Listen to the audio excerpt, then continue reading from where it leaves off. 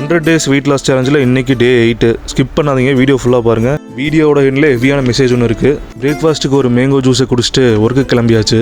சமந்தாவை return பண்ணிவிட்டு நம்ம ஹிமாவோட நிலைமையை பார்த்தீங்களா? நம்ம வீட்டில் ராணி மாதிரி நின்றுட்டு இருந்தா, ஒரு சின்ன கோளாறு கொடுத்து பாருங்கள், ரோட்டோரத்தில் சாணி மாதிரி கிடக்குறா.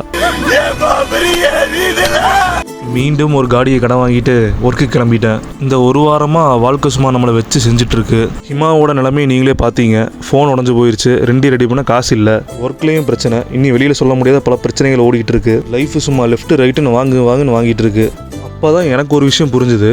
லைஃப்பில் நம்ம நினச்சது எல்லாமே நடந்துட்டு ஆசைப்பட்டது எல்லாமே கிடச்சிட்டா உலகத்தில் வில்லன் ஒருத்தர் இருக்கவே மாட்டான்ல. ஸோ கஷ்டமான சுச்சுவேஷன்லாம் நம்ம ஹீரோவா இல்லை வில்லனான்னு டெஸ்ட் பண்ணுறதுக்கு தான் வருது போல். அந்த சுச்சுவேஷன்ஸை எப்படி ஃபேஸ் பண்ணுறாங்கிறது நம்ம கையில் தான் இருக்குது. ஸோ நீங்கள் ஹீரோவா வில்லனான்னு சொல்லிட்டு நீங்களே முடிவு பண்ணிக்கோங்க. அதுக்கு முன்னாடி என்ன ஒரு ஃபாலோ பண்ணிடுங்க.